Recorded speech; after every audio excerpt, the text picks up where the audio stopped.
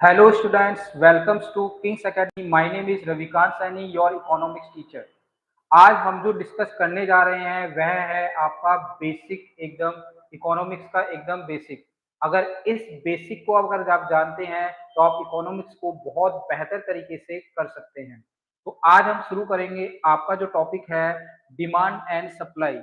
अब ये जो डिमांड एंड सप्लाई है यह आपके इकोनॉमिक्स में बहुत ही ज्यादा आधार रखता है इकोनॉमिक्स का, क्योंकि डिमांड एंड सप्लाई के ही आधार पर आपकी सारी इकोनॉमिक्स घूमती है, कवर होती है। तो आइए आज हम पढ़ेंगे basic of economics, demand and supply.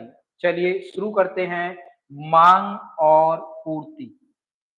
तो यहाँ पर सबसे पहले हम देखेंगे, यहाँ पर जो हमारा टॉपिक है वह है डिमांड एंड सप्लाई, मांग और पूर्ति।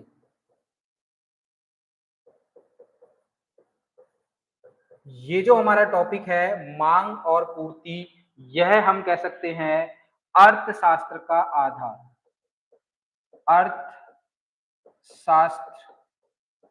का आधार। हम इसे कह सकते हैं basic of economics, basics of economics. क्योंकि इस मांग पूर्ति के ही आधार पर आपकी सारी इकोनॉमिक्स रन करती है, घूमती है। अगर मार्केट में डिमांड है तो उसी के हिसाब से आपकी क्या होगी, सप्लाई भी दी जाएगी। अगर डिमांड नहीं है तो सप्लाई भी आपकी क्या कर दी जाएगी, कम कर दी जाएगी। तो यहाँ पर हम इन दो टॉपिक को कवर करेंगे, डिमांड एंड सप्लाई को, और साथ ही साथ डायग्राम के माध्यम से समझेंगे कि आपकी डिमांड एंड सप्लाई है क्या। चलिए आइए शुरू करते हैं। जो आपका अर्थव्यवस्था का आधार है, बेसिक है। तो यहाँ पर अर्थव्यवस्था के इस आधार में हम पढ़ेंगे कि आपका मांग क्या है, डिमांड, और इसी में हम पढ़ेंगे आपका सप्लाई, मतलब कि ये पूर्ति क्या होती है, सप्लाई क्या होती है। तो चलिए आइए शुरू करते हैं। अब यहाँ पर देखेंगे एज ए रिलेशन के आधार पर ये जो मांग है वह किस किस चीज की होती है। तो देखिएगा यहाँ पर जो आपकी मांग होगी वो वस्तु या सेवाओं की होगी। अब इन वस्तु और सेवाओं में किस प्रकार रिलेशन है कि भाई क्या आधार है कि आपकी इसकी मांग होती है। तो देखो मांग जो होगी वह होगी आपकी दो वस्तुओं, दो चीजों की। एक वस्तु की, वस्तु मतलब हम कह सकते हैं गुड्स, और इसी तरह यहाँ एक होगी आपकी सेवा, सेवा सर्विसेज। और इन दोनों में जो आपका रिलेशन है, रिलेशन जो संबंध है वह किस चीज के लिए है, वह है उपभोक्ता, उपभोक्ता जिसे हम कहते हैं कंज्यूमर। अब ये बताइएगा बाजार में वस्तु और सेवाओं की जो मांग होगी वह किसके द्वारा की जाएगी, उपभोक्ता। मतलब कि अगर हम किसी चीज की डिमांड कर रहे हैं, वस्तु की खरीदने जा रहे हैं, तो हम है उपभोक्ता, तो हम क्या लेंगे वहां से, वस्तु, या फिर क्या लेंगे, सेवा। तो हम कह सकते हैं वस्तु और सेवाओं में जो रिलेशन है वो किसके लिए है, मांग में, वो मांग में किसके लिए है, आपका उपभोक्ता के लिए। अब इसी तरह देखते हैं हम कि भाई सप्लाई में कैसे काम करता है और इन वस्तु और सेवाओं का जो रिलेशन है वो किसके साथ है। अब देखिएगा सेवाओं में, अब इन सेवाओं में पूर्ति में हम देख सकते हैं कि ये जो पूर्ति हो रही है, सप्लाई, ये होगी आपकी किसकी, वस्तु मतलब कि गुड्स की, और यहीं पर आपकी पूर्ति होगी सेवा, सर्विसेज की। अब ये वस्तु और सेवाओं की जो पूर्ति है, इनमें जो रिलेशन बन के आएगा पूर्ति के समय पर, जो रिलेशन बन के आएगा वो किसके साथ आएगा, संबंध। तो यहाँ पर देखिएगा मांग के दौरान जो आपका संबंध बन के आया, जब उपभोक्ता कंज्यूमर मांग करेगा तो वो किसकी करेगा, सेवा और वस्तुओं की। और जब पूर्ति होगी, पूर्ति तो पूर्ति मार्केट में दो ही चीजों की होगी, आपकी वस्तु की और आपकी सेवाओं की। और इनमें जो रिलेशन होगा वह किसको दिलाएगा, दिखाएगा, वह दिखाएगा उत्पादन, मतलब कि प्रोड्यूसर। अब यहाँ प्रश्न क्या बनता है कि भाई ये उत्पादक क्या है, उपभोक्ता क्या है। देखो उत्पादक आपका जो उपभोक्ता है, जो वस्तु को खरीद रहा है। उत्पादक क्या है, जो वस्तु को बना रहा है। अब यहाँ वस्तु क्या है, सेवाएं क्या है ना। इस चीज को जरा एक बार छोटे छोटे टॉपिक को पहले क्लियर कर लेते हैं और बेसिक आधार पर इसमें आगे बढ़ते हुए देखेंगे कि भाई आखिर क्या कारण है मांग और पूर्ति का अर्थव्यवस्था। अब सबसे पहले हम देखेंगे वस्तु, वस्तु या वस्तुएं, या फिर हम कह सकते हैं गुड्स। अब वस्तुएं क्या हैं, गुड्स क्या हैं। तो अगर मैं परिभाषा के आधार पर बताऊं, वह हर चीज जो दृश्य हो और उसका कोई निश्चित आकार हो। हर वह चीज जो दृश्य हो, दृश्य हो और उसका निश्चित आकार हो, निश्चित आकार हो,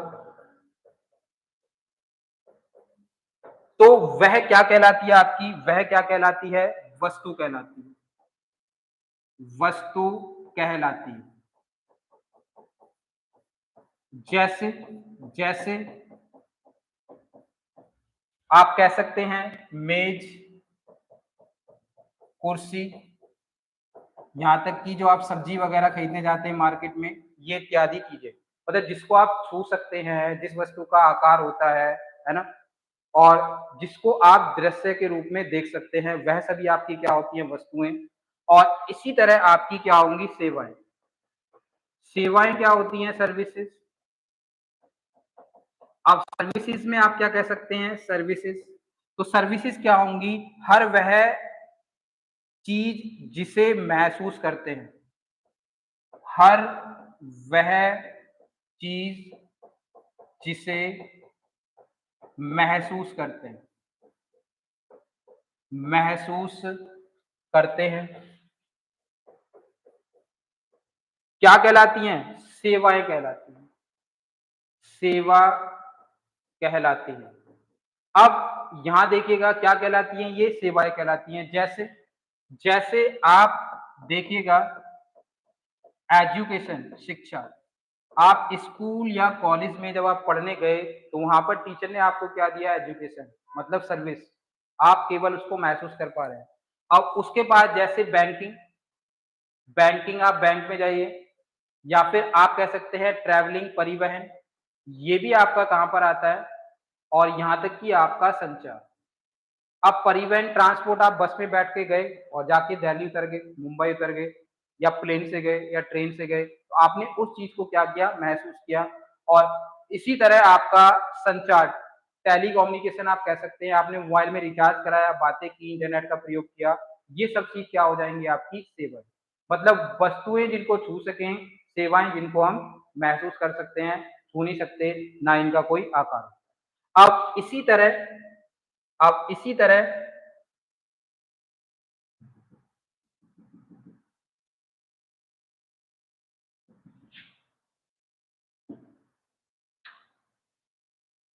अब इसी तरह हम यहाँ पर हम देखेंगे कि ये जो हैं आपकी वस्तुएं, और ये क्या हो गई आपकी सेवाएं। और इसी में हम आपका थोड़ा सा देखेंगे कि उपभोक्ता क्या होता है, उपभोक्ता।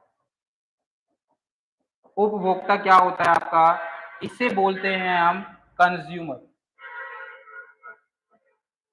कंज्यूमर। अब ये कंज्यूमर क्या होगा, कंज्यूमर का मीन्स क्या है यहाँ पर, किसी वस्तु या सेवा का मतलब हम कह सकते हैं उपभोक्ता का मीन्स किसी वस्तु या सेवा का किसी व्यक्ति या संस्था, किसी वस्तु या सेवा का किसी वस्तु या सेवा का व्यक्ति या संस्था, व्यक्ति कह सकते हैं आप, या तो संस्था कह सकते हैं, व्यक्ति कह सकते हैं, संस्था कह सकते हैं, या किसी के द्वारा, किसी के द्वारा नाश करना, नाश करना मतलब किसका? वस्तु या सेवाओं का, मतलब उसको आप कह सकते हैं यूज करना, उसको फिनिश कर देना, उसको यूज करना, या आप कह सकते हैं या समाप्त करना, समाप्त करना क्या कहलाता है? उपभोग कहलाता है। अब यहाँ उपभोक्ता का मीन्स क्या है? जब आप बाजार में जाते हैं तो कोई वस्तु खरीदने जाते हैं, जैसे मान लीजिएगा आपने प्याज खरीदी और जब प्याज खरीदने के बाद आपने उसका उपभोग किया तो आप क्या कहलाओगे? उसके उपभोक्ता। आप कह सकते हैं उससे क्या? कंज्यूमर, उसे आप कह सकते हैं कंज्यूमर। ठीक है, जो इसका उपभोग कर देगा, समाप्त कर देगा, नाश कर देगा, वो क्या कहलाएगा? आपका उपभोक्ता। और इसी तरह आपका आगे क्या होता है? उत्पादक। इसी में आपका क्या होगा?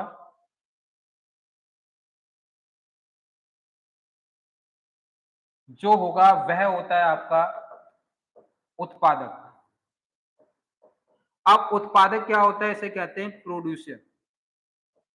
प्रोड्यूसर का मीन्स क्या होगा? जो वस्तु को मांग के हिसाब से बनाएगा, वस्तु या सेवा का सृजन करना, वस्तु या सेवा का सृजन करना। मतलब मीन्स क्या है कि जब उपभोक्ता डिमांड करता है वस्तु की तो उसको कौन बनाता है? उत्पादक मतलब प्रोड्यूसर। और जब प्रोड्यूसर इसको बनाता है वस्तु और सेवाओं का, क्या करता है? सृजन करना। वस्तु या सेवाओं का सृजन करना किसी व्यक्ति किसी व्यक्ति या संस्थान व्यक्ति या संस्थान द्वारा उत्पादन कहलाता है। उत्पादन कहलाता है। तो इस चीज को याद रखना, जिसके द्वारा यह उत्पादन किया जाता है, हम कह सकते हैं जिसके द्वारा यह उत्पादन किया जाता है वह क्या कहलाता है? उत्पादक, है ना। जिसके द्वारा मतलब इनका वस्तु और सेवाओं का, जिसके द्वारा जिसके द्वारा यह उत्पादन किया जाता है किया जाता है वह उत्पादक कहलाता है। उत्पादक कहलाता है।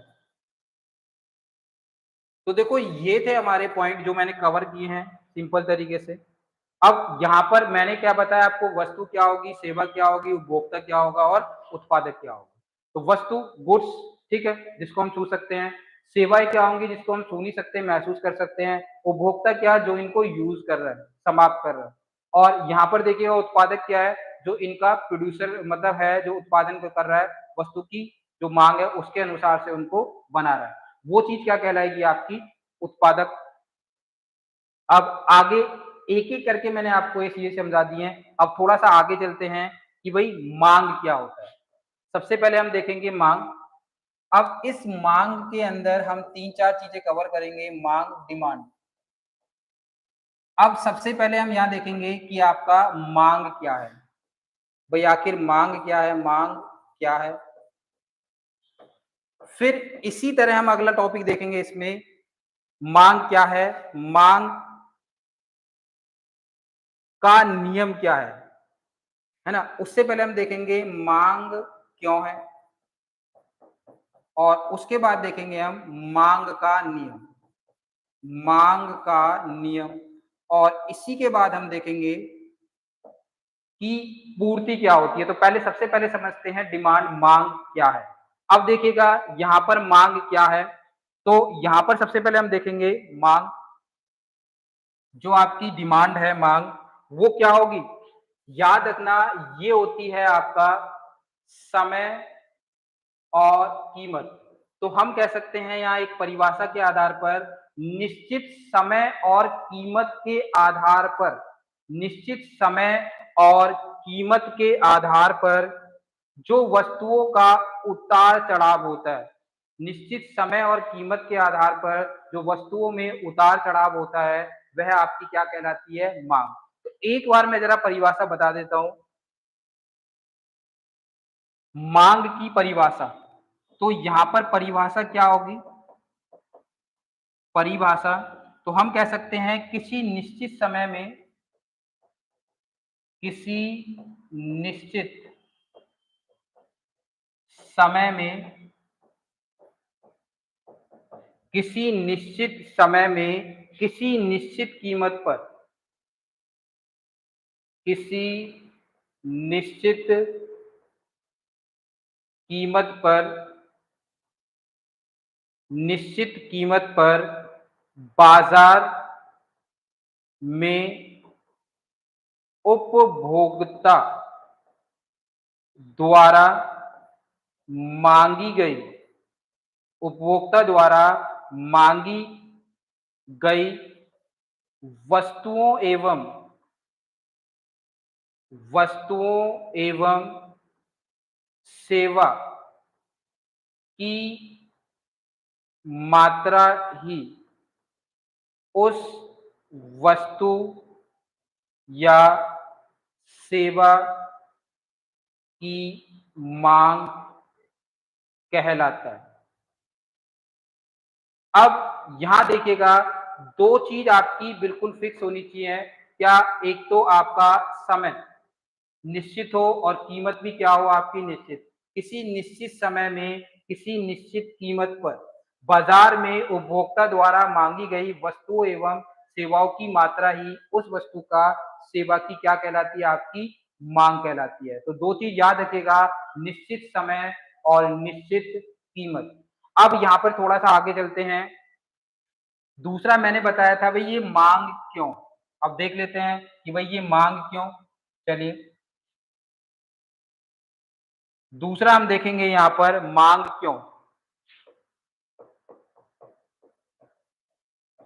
अब मांग क्यों, अब देख लेते हैं यहाँ पे ध्यान से कि वजह क्या है। क्योंकि उस वस्तु व सेवा की जीवन में उपयोगिता रहती है। सबसे पहले क्यों मांग क्यों है? जिस वस्तु की आप मांग कर रहे हैं उस वस्तु एवं सेवा की, सेवा की जीवन में उपयोगिता रहती है। उपयोगिता मतलब कि यूटिलिटी रहती है। मतलब कि जब तक आपके जीवन में वस्तु और सेवाओं की उपयोगिता नहीं रहेगी, उससे पहले तो मांग होगी नहीं। तो पहला नियम क्या है? उसकी उपयोगिता बहुत ज्यादा होना जरूरी है। अब उसके बाद जो इसमें दूसरा है कि किसी वस्तु या सेवा की कीमतों में वृद्धि की जाती है। अब सबसे पहले देखेंगे मांग क्यों है। आखिर मांग की वजह क्या है? कि जब से पहले आपका क्या होना चाहिए, जीवन में उस वस्तु के लिए उपयोगिता होगी, तभी तो जाके आप उसकी मांग करेंगे। अब उसके बाद अगला देखते हैं हम इसमें मांग का नियम। अब ये मांग का नियम क्या कहता है? मांग का नियम, अब यहां देख लेते हैं हम मांग का नियम। अब ये जो आपका मांग का नियम है, ये क्या कहता है? ये कहता है theory of demand, theory of demand. अब ये क्या कहता है मांग का नियम? ये कहता है आपसे सीधे सीधे शब्दों में, किसी वस्तु या सेवा, किसी वस्तु या सेवा की कीमत वृद्धि हो जाती है। किसी वस्तु या सेवा की कीमत वृद्धि हो जाती है तो वस्तु या सेवा की मांग कम हो जाती है। देखो यहां कहने का मीन्स क्या है, निश्चित समय और कीमत के आधार पर अगर किसी वस्तु या सेवा की कीमत में वृद्धि हो जाती है तो उसकी मांग में ऑटोमेटिकली आपकी क्या हो जाएगी? कमी हो जाएगी। उसकी मांग में ऑटोमेटिकली आपकी क्या हो जाएगी? कमी हो जाएगी। जैसे हम कह सकते हैं सीधे सीधे शब्दों में, अगर वस्तु का प्राइस है ना, प्राइस मूल्य अगर बढ़ रहा है तो उसकी जो डिमांड है, डिमांड मांग वो क्या हो जाएगी आपकी, कम हो जाएगी।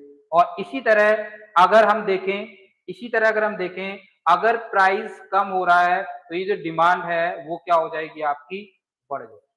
जो डिमांड है वो क्या हो जाएगी आपकी, बढ़ जाएगी, क्योंकि देखो यहाँ वस्तु महंगी मिल रही है तो लोगों ने महंगा नहीं खरीदा, इसलिए आपकी क्या हो गई, आपकी डिमांड कम हो गई। और यहाँ पर वस्तु जब सस्ती हो गई तो वहां क्या लगा लोगों को, अब हम खरीद सकते हैं और ये हमारे बजट में है। इस तरह इसकी डिमांड क्या हो जाएगी आपकी, बढ़ जाएगी। इस तरह आपकी क्या हो जाएगी, ये डिमांड बढ़ जाएगी। बाकी अभी हम डायग्राम के हिसाब से भी इसको समझेंगे। अब इसी में मांग के नियम में अब फिर से देखते हैं मांग का नियम। मांग का नियम, ठीक है। अब इस मांग के नियम में हम क्या कह सकते हैं, अन्य मद सामान्य होने पर हम कह सकते हैं अन्य मद सामान्य होने पर, अन्य मद सामान्य होने पर किसी वस्तु या सेवा की कीमत, किसी वस्तु या सेवा की कीमत, वस्तु या सेवा की कीमत और मांग, वस्तु या सेवा की कीमत और मांग में विपरीत संबंध होता है, विपरीत संबंध होता है, संबंध होता है। वस्तु या सेवा की मांग में आपका क्या होगा, यहाँ पर विपरीत संबंध होता है। मतलब कि हम कह सकते हैं जो मूल्य है, मूल्य वो आपका क्या होगा, मूल्य ये डिमांड के व्युत्क्रमानुपाती होगा। डिमांड मतलब कि मांग के व्युत्क्रमानुपाती आपका होगा। तो हम कह सकते हैं जो मूल्य है, मूल्य वह मांग के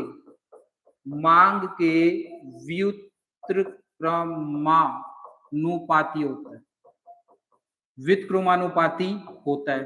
तो हम कह सकते हैं जब यहाँ पर मूल्य मतलब आपकी कीमत है ना, ये हो गई कीमत और ये क्या हो जाएगी आपकी डिमांड। तो हम कह सकते हैं ये एक दूसरे के क्या होते हैं, आपके व्युत्क्रमानुपाती होते हैं।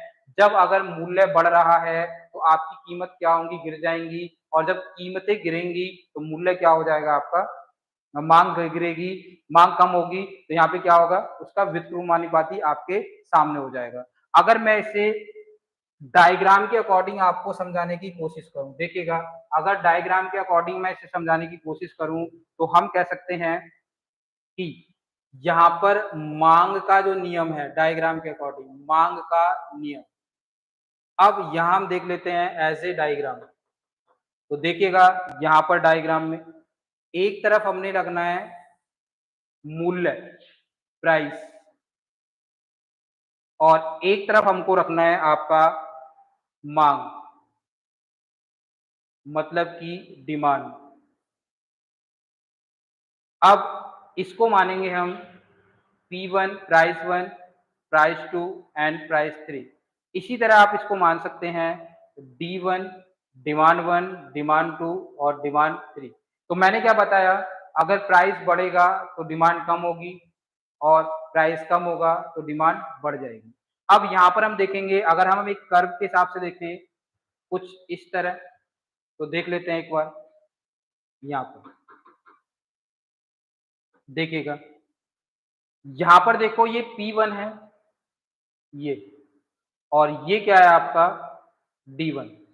अब आप बिल्कुल ध्यान से देखिएगा, यहाँ जब यहाँ पर ये जो प्राइस था ज्यादा, तो देखो यहाँ पर जो डिमांड है, मांग, यहाँ पर जो आपकी डिमांड है ये मांग देखो क्या है, कम है। अब फिर से देखिएगा यहाँ पर क्या हुआ, प्राइस कम हुआ है ना। यहाँ पर जो आपका प्राइस है, थोड़ा कर्व को एडजस्ट करते हैं, यहाँ ये जो प्राइस है ये रहा, तो डिमांड कहाँ होगी आपकी, यहाँ। तो देखो प्राइस भी कम हुआ, डिमांड भी उस हिसाब से थोड़ी बढ़ गई। अब देखो फिर से प्राइस फिर ये कम हुआ और यहाँ पे डिमांड क्या हो गई, ये बढ़ गई। तो जैसे जैसे प्राइस आपका कम होगा डिमांड क्या होगी आपकी, बढ़ती चली जाएगी। प्राइस कम होगा तो डिमांड क्या होगा, फिर से बढ़ जाएगी। तो प्राइस ज्यादा है डिमांड कम है, प्राइस कम है डिमांड क्या होगी आपकी ज्यादा। एक दूसरे के हमेशा क्या होते हैं, ये व्युत्क्रमानुपाती होते हैं। ये हमेशा एक दूसरे के व्युत्क्रमानुपाती होते हैं। तो हम देखो सीधे शब्दों में पहले पॉइंट के अकॉर्डिंग समझें तो हम कह सकते हैं जब जब वस्तु एवं सेवा की कीमतें कीमतों में वृद्धि होती है, कीमतों में वृद्धि होती है, तो कीमतों में वृद्धि होती है तो वस्तु एवं सेवाओं सेवा की मांग में कमी आती है, कमी आती है। या दूसरा पॉइंट बिल्कुल इसका उल्टा, जब वस्तु एवं सेवा की कीमतों में कमी होती है, कमी होती है, तो तो वस्तु एवं सेवा की मांग में वृद्धि होती है, मांग में आपकी क्या होगी, वृद्धि हो जाएगी। तो ये डिपेंड करता है, अगर प्राइस बढ़ रहा है डिमांड कम होगी, है ना, और प्राइस कम हो रहा है तो डिमांड क्या हो जाएगी आपकी, ये फिर से बढ़ती हुई नजर आएगी। तो ये था आपका मांग के नियम के अनुसार। और इस मांग के नियम के अनुसार आप एक चीज और नोट कर लीजिएगा, एक चीज और नोट कर लीजिएगा, जो मांग के नियम के अनुसार है वह क्या है, मांग का संबंध निश्चित समय और कीमत से ही होता है, ये जान लेना। मांग का संबंध मांग का संबंध निश्चित समय निश्चित समय और कीमत से ही होता है, कीमत से ही होता है, निश्चित समय और कीमत से ही होता है। और एक दूसरी चीज, पहली चीज संबंध निश्चित समय और निश्चित ही कीमत होनी चाहिए। फिर दूसरा है मांग हमेशा उपभोक्ता से संबंधित होती है, मांग हमेशा उपभोक्ता मांग हमेशा उपभोक्ता से संबंधित होती है। मतलब मीन्स क्या है यहाँ पर, एक तो निश्चित समय होना चाहिए और निश्चित कीमत होनी चाहिए, और मांग जो होगी वो हमेशा किससे संबंधित होगी, आपकी उपभोक्ता। जब तक उपभोक्ता डिमांड नहीं करेगा भाई किस चीज की मांग होगी, ठीक है, तो हमेशा उपभोक्ता से ही संबंधित होती है। और मांग के लिए आपके सबसे इंपोर्टेंट तत्व क्या होने चाहिए, तो देखिएगा, मांग के लिए सबसे मुख्य तत्व, आप कह सकते हैं मांग के लिए सबसे आवश्यक तत्व, मांग के लिए सबसे आवश्यक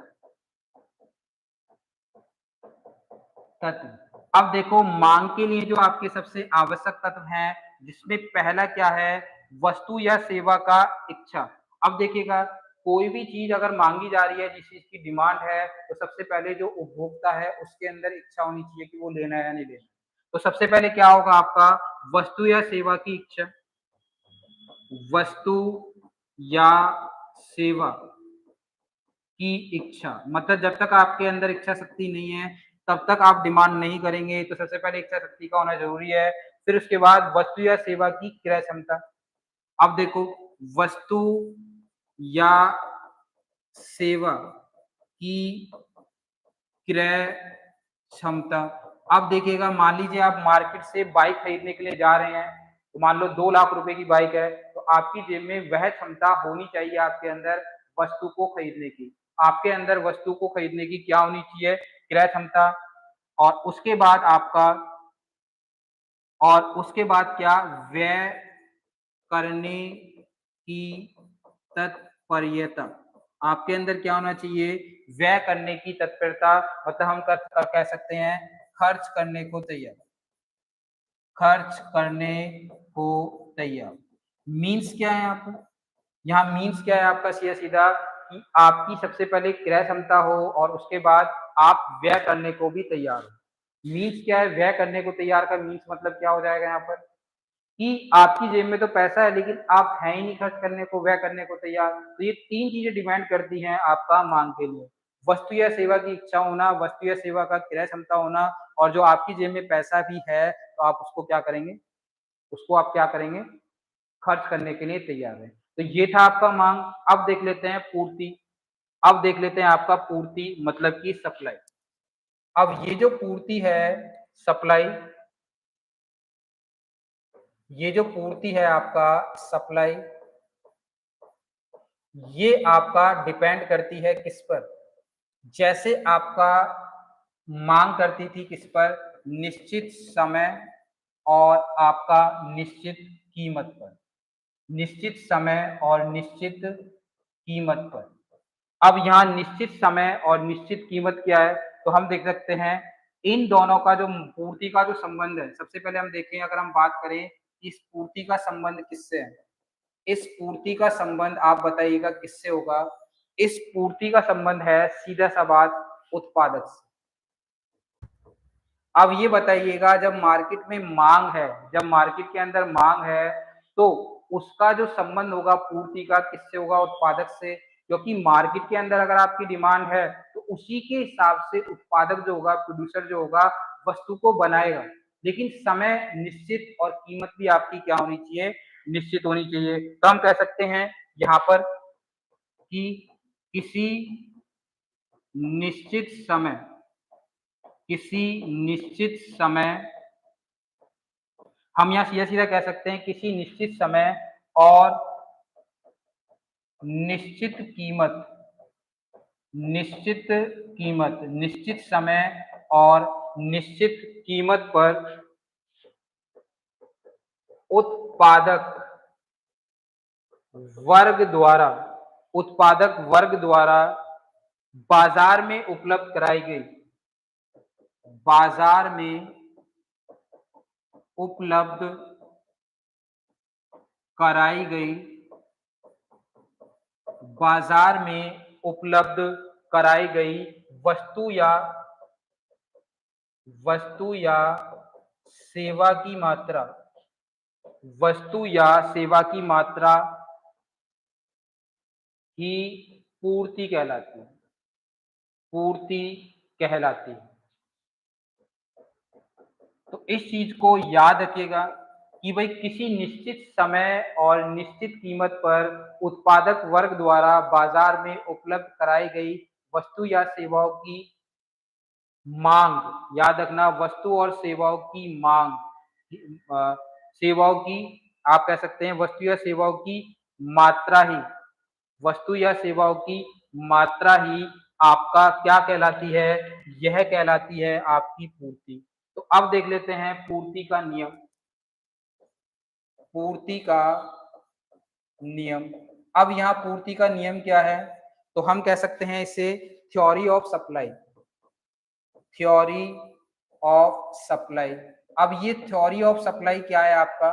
यहाँ जो थ्योरी ऑफ सप्लाई है, अगर वस्तु का मूल्य, प्राइस अगर बढ़ रहा है, तो यहाँ पर आपकी जो सप्लाई है, सप्लाई जिसे कहते हैं हम, जो आपकी सप्लाई है पूर्ति, ये भी क्या होगी? आपके बढ़ेगी। अगर आपका प्राइस कम हो रहा है तो सप्लाई भी आपकी क्या होगी? कम। तो हम क्या कह सकते हैं? मूल्य का पूर्ति के साथ समानुपाती संबंध है। तो मूल्य का पूर्ति के साथ, है ना, हम कह सकते हैं मूल्य का पूर्ति के साथ समानुपाती संबंध है। मूल्य का पूर्ति के साथ आपका क्या है? समानुपाती संबंध है। तो यही है आपका पूर्ति का नियम। थोड़ा सा परिभाषा के अकॉर्डिंग थोड़ा समझ लेते हैं। अब देखो जैसे ही प्राइस बढ़ा तो सीधा क्या हो गया आपका? आपकी सप्लाई भी क्या हो जाएगी? आपकी बढ़ जाएगी। और प्राइस गिरेगा तो आपकी क्या होगी? सप्लाई भी कम होती चली जाएगी। देखो सीधी सी बात है, प्राइस उसी का बढ़ेगा जिसकी डिमांड ज़्यादा होगी, और जब डिमांड ज़्यादा होगी तो आपकी सप्लाई भी उसी के हिसाब से ज़्यादा करनी पड़ेगी। तो दोनों में क्या है, आपका मूल्य का पूर्ति के साथ समानुपाती संबंध है। तो यहाँ पूर्ति के नियम के अनुसार अगर मैं थोड़ा-सा डिफाइन करूँ एज़ ए परिभाषा, तो हम क्या कह सकते हैं सीधे शब्दों में, हम यहाँ सीधे शब्दों में क्या कह सकते हैं, मूल्य का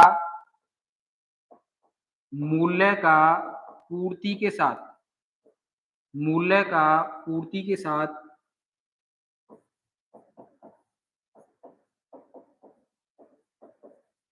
सकारात्मक मतलब पॉजिटिव संबंध है, सकारात्मक संबंध है, जिसमें हम कह सकते हैं यदि यदि किसी वस्तु तथा सेवा की कीमत में वृद्धि होती है, में वृद्धि होती है, वस्तु या सेवा की कीमत में वृद्धि होती है, तो उस वस्तु तथा सेवा की पूर्ति में भी वृद्धि होती है, में भी वृद्धि होती है, में भी आपका क्या होगा, वृद्धि होगी। और यही चीज हम समझेंगे एक डायग्राम के माध्यम से। तो जान लीजिएगा, जब मूल्य बढ़ा तो सप्लाई भी बढ़ेगी, मूल्य गिरा तो सप्लाई भी कम होगी।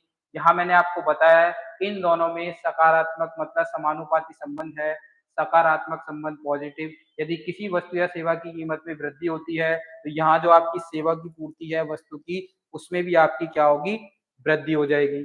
अब देख लेते हैं ऐसे डायग्राम, अब डायग्राम के अकॉर्डिंग देख लेते हैं। तो यहाँ रखेंगे हम पूर्ति सप्लाई, यहाँ रखेंगे हम पूर्ति, और यहाँ रखेंगे हम कीमत मतलब की प्राइस। अब देखिएगा, यहाँ आप मान लीजिएगा P1 P2 और यहाँ P3।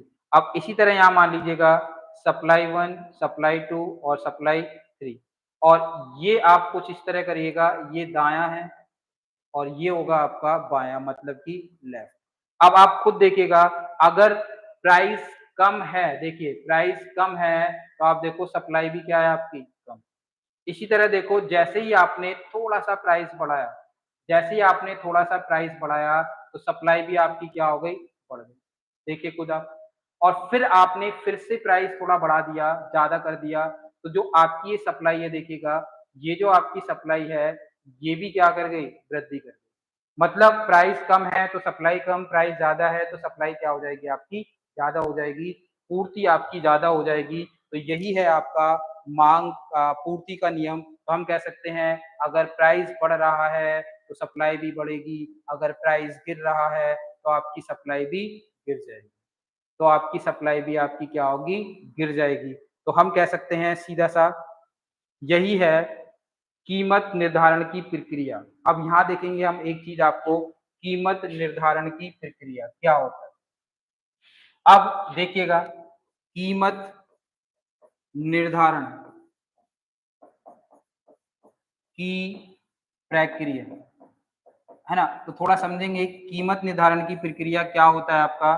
तो इसे कहते हैं प्राइस डिटर्मिनेशन, प्राइस डिटर्मिनेशन। अब ये प्राइस डिटर्मिनेशन क्या है, अब प्राइस डिटर्मिनेशन का मीन्स क्या है, मान लीजिए बाजार कैसे काम करता है, बाजार कैसे काम करता है।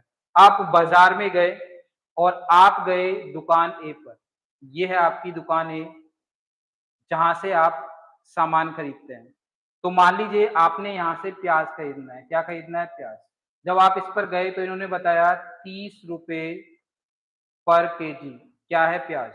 लेकिन फिर आप उसके पास गए दूसरी दुकान पर, और जब आप दूसरी दुकान पर पहुंचे, दुकान बी पर, ये दुकान है, और उसने आपको दाम बताया 60 रुपए पर केजी, किसका, प्याज का।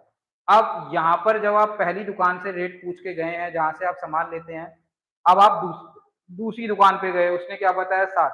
तो सीधी सी बात है, जब आप दूसरी दुकान के पास जाएंगे उस दुकानदार से सीधा सा आप बोलोगे क्या कि भाई पिछली दुकान पर इसकी कीमत कितना है 60 30 रुपए और उसके बाद नेगोशिएशन होगा आपके बीच में। जब नेगोशिएशन आपके बीच में होगा तो सीधी सी बात है एक मूल्य का निर्धारण किया जाएगा, मतलब एक कीमत का निर्धारण किया जाएगा और वो कीमत क्या होगी सीधी सी बात है 60 तो नहीं होगी, जो पिछली दुकान है 30 वो भी नहीं होगी। सीधी सी बात है जो पिछली दुकान है उससे कम ही इस कीमत का निर्धारण होगा और यहाँ पर आप देखिएगा यहाँ दुकानदार और उपभोक्ता मतलब जहाँ बाजार में स्थित हैं उन दोनों के बीच एक कीमत का निर्धारण हुआ और इस कीमत का निर्धारण कितना हो गया 28 रुपए प्रति केजी। 28 रुपए प्रति केजी और इसी को कहा जाता है कीमत निर्धारण की प्रक्रिया। मतलब जिस बिंदु पर उत्पादक और उपभोक्ता संतुष्ट हो जाएं वह आपका कीमत निर्धारण की प्रक्रिया कहलाती है। तो यहाँ पर किस बिंदु पर ये संतुष्ट हुए 28 रुपए प्रति केजी वाले बिंदु पर ये संतुष्ट हुए और थोड़ा सा डेफिनेशन देख लेते हैं जिस बिंदु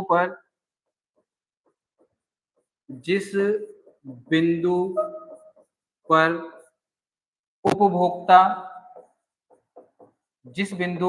उपभोक्ता और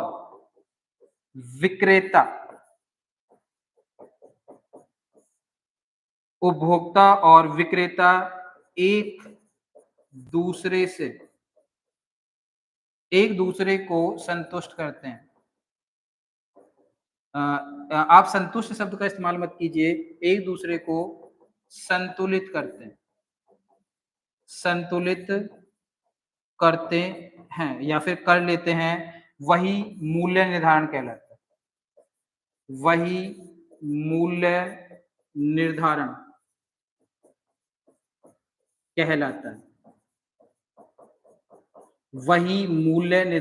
कहलाता है।